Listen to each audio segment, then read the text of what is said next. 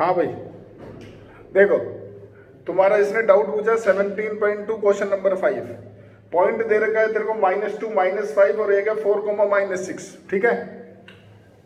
तेरी 17.2 में question number तेरा 5, एक पॉइंट है 4, -6 और एक पॉइंट है -2 -5, तो इसका डायग्राम बना ले।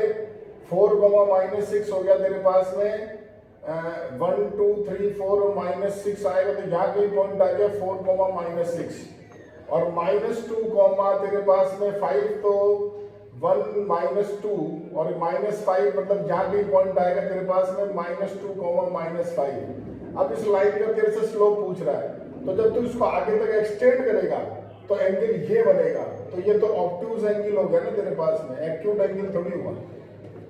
ये तो डायग्राम का मेथड हो गया। अब मान ले डायग्राम के थ्रू नहीं करना है तो तू इसका स्लोप निकाल। तू यहाँ tan थीटा का फार्मूला लगाएगा तो तेरा y2 - y1 -5 + 6 नीचे हो गया -2 - 4, यानी तेरा हो गया -1/6 tan थीटा। ये आ गया तेरा नेगेटिव, यानी थीटा तेरे पास क्या हो गया, ऑब्ट्यूज एंगल। सोच ले आराम से, जवाब दे भाई। Yes sir. और कोई डाउट? No sir. ठीक है तो सर आगे बढ़ते हैं और आज तुम्हें पढ़ाते हैं एक्सरसाइज 3 तक हो गई थी, एक्सरसाइज 4 और 5 दोनों बता रहे हैं, दोनों देख लो सर। यहाँ पर तुम्हारे पास आती है टाइप्स, इक्वेशन ऑफ लाइन निकालने के लिए। तो देखो इक्वेशन ऑफ तुम्हारे पास आता है लाइंस। सबसे पहले तुमसे पूछता है कि इक्वेशन ऑफ एक्स एक्सिस क्या है ये बताओ, तो उसकी इक्वेशन जानते हो y = 0। Equation of y axis क्या है ये बताओ, तो वो तुम्हारे पास होती है x = 0। फिर आती है तुम्हारी टाइप्स। टाइप्स क्या होती है सर, देखो सबसे पहली जो टाइप आती है वो आती है तुम्हारी slope intercept form. Slope intercept form का मतलब क्या हुआ सर, कि ये आपको एक लाइन दे रखी है जो इससे एंगल बना रही है थीटा, और इसका y इंटरसेप्ट तुम्हें दे रखा है c। तो पहले थीटा से तुम m निकालोगे tan थीटा करके, c तुम्हें दे रखा है, तो इक्वेशन होगी y = mx + c। ये तुम्हारे पास कहलाती है equation of line slope intercept form. इसका एग्जांपल देख लो सर। इसका एग्जांपल जब तुम लेते हो तो जैसे ये तुम्हें एक लाइन दे रखी है, ये एंगल है 45 डिग्री और ये दे रखा है 2, तो जब तुम m निकालोगे तो वो हो गया tan 45 = 1 और c लिखोगे 2 विद माइनस साइन, क्योंकि बिलो द ओरिजिन है, ठीक है, इसलिए माइनस साइन। वैल्यू ऊपर डालो, y बराबर हो गया 1 × x - 2। अब इसको लिखने का तरीका सुन लो, सबसे पहले x फिर y फिर कांस्टेंट बराबर 0। ये होगी तुम्हारी इक्वेशन ऑफ लाइन। समझ गए क्या, बोलो। यस। सेकंड टाइप तुम्हारे पास आती है, वो होती है तुम्हारे पास slope point form. Slope point form यानी ये तुम्हारी इक्वेशन होगी, ये तुम्हारे पास में एक लाइन है, ये से एंगल बना रही है थीटा और इस पे एक पॉइंट दे रखा है x1, y1, तो इक्वेशन होगी y - y1 = mx - x1। ये कहलाती है स्लोप पॉइंट फॉर्म। तुम्हें पॉइंट दे रखा है, यहाँ डाल लो, और जो थीटा उससे पहले तुम m निकाल लो, ठीक है, समझ गए। तीसरी जो आती है वो आती है तुम्हारे पास में 2 पॉइंट फॉर्म। 2 पॉइंट फॉर्म का मतलब हो गया, जो तुम्हारे पास लाइन है उस पर 2 पॉइंट दे रखे हैं x1, y1 और x2, y2। तो जो इक्वेशन होगी y - y1 बराबर y2 - y1 upon x2 - x1 into x - x1, ये कहलाएगी तुम्हारी equation of line 2 point form जो टाइप है तुम्हारे पास, ठीक है। इसका स्क्रीनशॉट ले लो सर। 2 टाइप और बची, वो भी लिख देता हूं।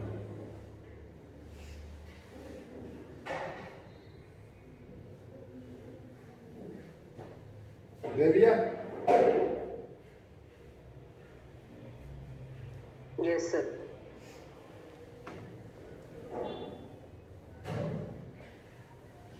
देखो सर, पहले साथ ही लिख देता, फिर एक साथ कर देंगे रेट्स।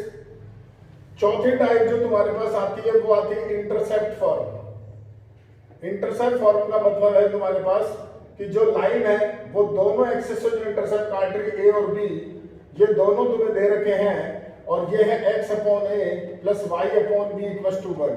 यहाँ पर a और b की वैल्यू पुटअप कर दो, ये इंटरसेप्ट फॉर्म है। और लास्ट तुम्हारे पास आती है नॉर्मल फॉर्म। नॉर्मल फॉर्म तुम्हारे पास होती है, ये तुम्हारे पास में लाइन है जो तुम ओरिजिन से परपेंडिकुलर डाल रहे हो, तो एक तो एंगल है अल्फा और ये परपेंडिकुलर डिस्टेंस है p। तो इक्वेशन लिखोगे x cos alpha plus y sin alpha और इक्वल टू p। ये कहलाती है तुम्हारी नॉर्मल फॉर्म। ठीक है, तो सर ये 5 टाइप होती है और पांचों टाइप में डिपेंड क्या करेगा कि क्वेश्चन में आपको दे क्या रखा है, उसके हिसाब से तुम्हें अप्लाई करना है। ठीक है, अगर तुम्हें एंगल यानी थीटा और अगर y इंटरसेप्ट दे टाइप नंबर 1, अगर तुम्हें एंगल और एक पॉइंट दे टाइप नंबर 2, अगर तुम्हें 2 पॉइंट दे टाइप नंबर 3, अगर तुम्हें दोनों इंटरसेप्ट दे x इंटरसेप्ट y इंटरसेप्ट तो आपकी टाइप नंबर 4, और अगर आपको परपेंडिकुलर डिस्टेंस फ्रॉम ओरिजिन और तुम्हें एंगल दे तो टाइप नंबर 5। ठीक है, अब क्वेश्चन की बात करते हैं सर। देखो एग्जाम्पल आओ सर, एग्जाम्पल सारे बताए थे आपको ताकि क्लियर हो जाए। सबसे पहले example number first, find the equation of straight line parallel to y axis and passing through point. तो ये अभी आपको इसको लिख के बताना पड़ेगा, एक बार इसका स्क्रीनशॉट ले लो।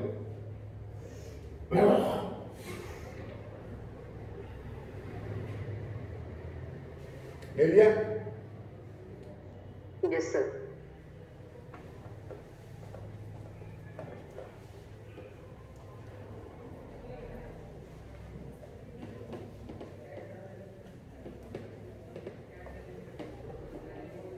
देखो सर, इसका तुम्हें क्या डायग्राम बनाना है। तुम्हें बोल रखा है उस लाइन की इक्वेशन बताओ जो y एक्सिस के पैरेलल है और पास कर रही है -3,2 से।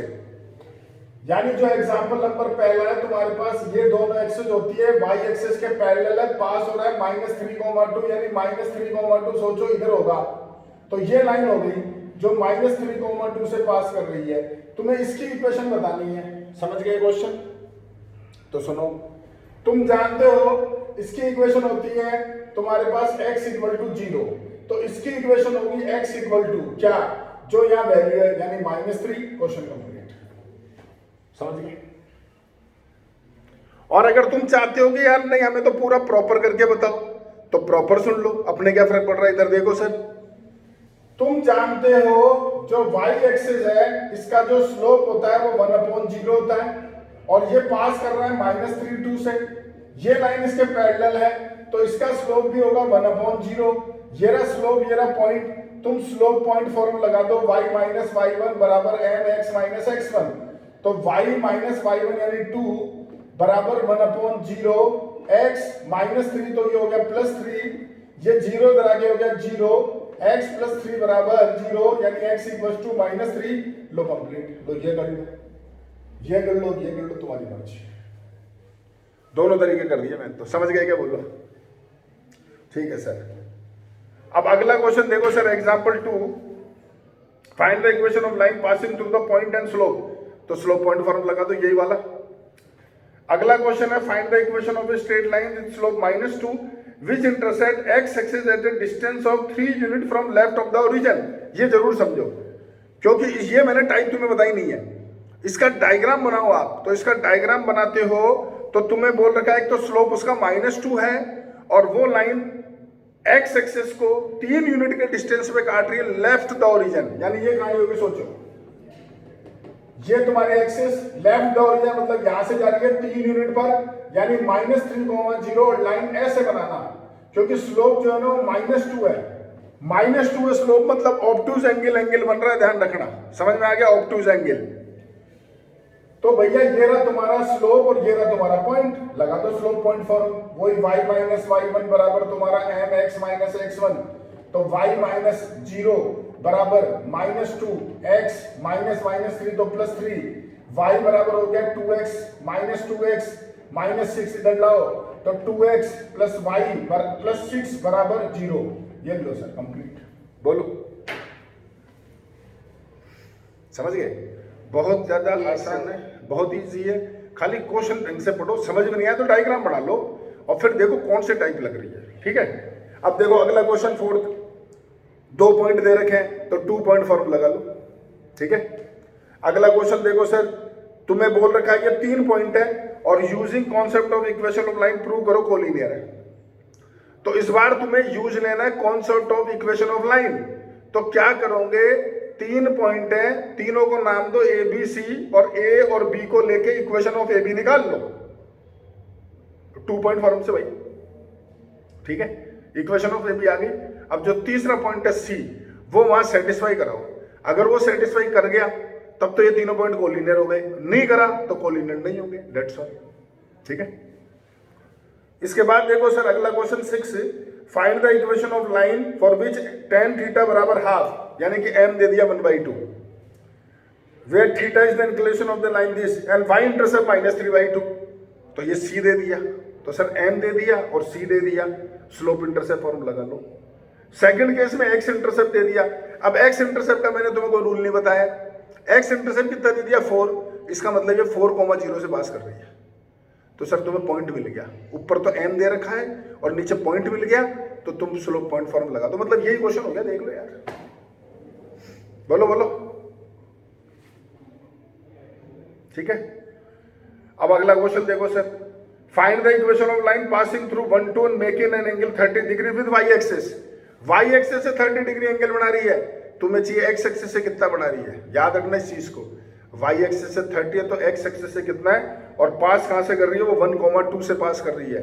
तो सर देखो डायग्राम ऐसे हो गया, तुम्हारा डायग्राम ऐसे हो गया 1,2, तो 1 ये रहा, 2 ये रहा, मतलब लाइन यहां से पास कर रही है, लाइन ऐसे जा रही है तुम्हारे पास, क्योंकि तभी ये 30 डिग्री एंगल होगा। तुम यू मत बना देना, बच्चे जल्दबाजी में क्या कर देते हैं, इसका डायग्राम ऐसे बना देते हैं, साहब 1,2 ये रहा तो यू बना देते हैं और वो इसको 30 डिग्री लिख लेते हैं। सर ये 30 डिग्री अगर ये केस बोलेगा ना तो एंटी क्लॉकवाइज बोलेगा, ये एंटी क्लॉकवाइज एंगल है, एंगल वाई एक्सिस से इधर बनता है, ध्यान रखना।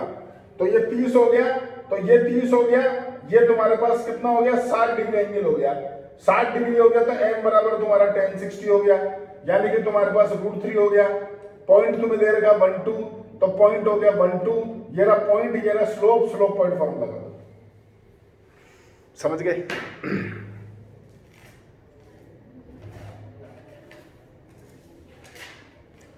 अगले क्वेश्चन देखो sir, find the equation of straight line whose y intercept is this and which is parallel to the line joining this and this.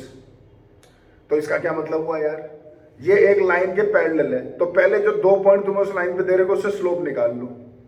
अब जो उसका स्लोप होगा वो इस लाइन का स्लोप होगा, तो तुम्हें स्लोप मिल गया और तुम्हें y इंटरसेप्ट पता ही है, सॉल्व कर लो। सेम देखो सेकंड पार्ट है, बोल भाई मृदुल समझ गया? Yes sir.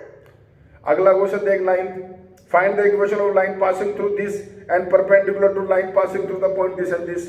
तो इस बार परपेंडिकुलर हो गया, वो एनसीईआरटी वाला क्वेश्चन है, परपेंडिकुलर हो गया तो m1 m2 -1 लगा के स्लोप निकाल ले, पॉइंट दे रखा है, सॉल्व कर ले। 10वां क्वेश्चन देख सर, 10वां क्वेश्चन देख, सेम एनसीईआरटी वाला क्वेश्चन है।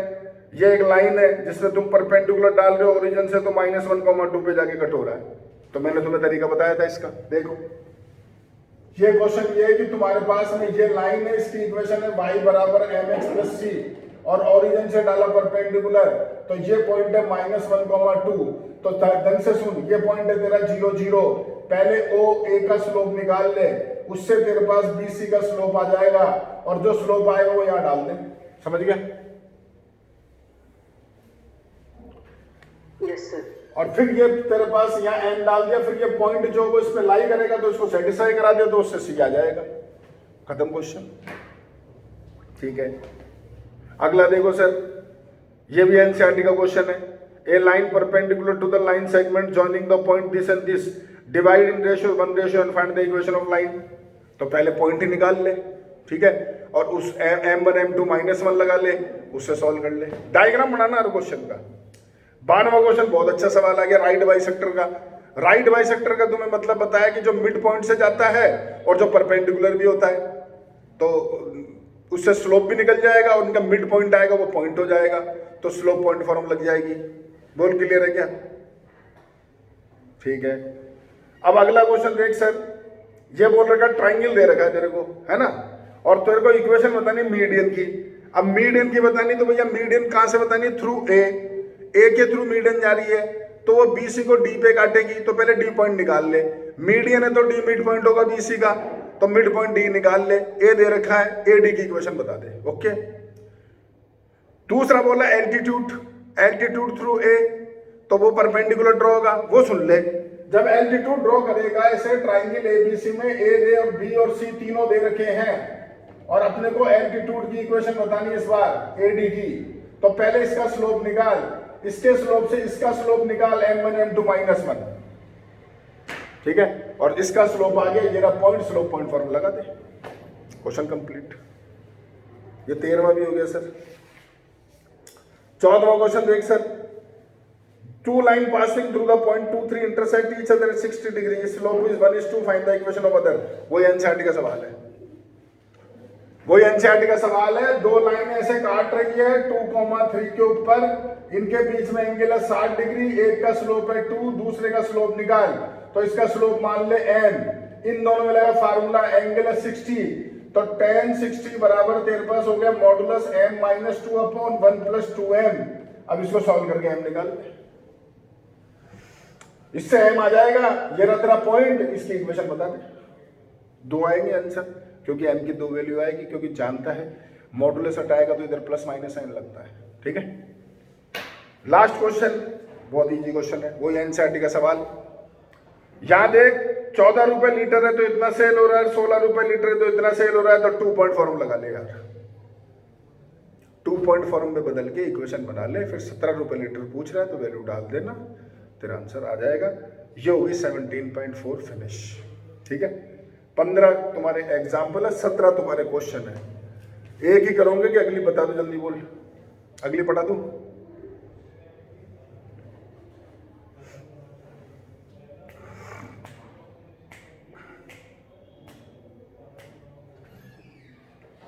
सर्कल करा देना आज एक ही, ठीक है, एक कर लो। तो तुम्हारे पास में 15 क्वेश्चन और 17 क्वेश्चन और 15 एग्जाम्पल, टोटल 32 क्वेश्चन हो गए भाई। ये पूरा कंप्लीट कर लेना, कल अगली वाली पढ़ा दूंगा मैं। वैसे तो पढ़ा तो दिए, लेकिन एक एक क्वेश्चन डिस्कस कर लूंगा मैं, ठीक है। Thank you sir.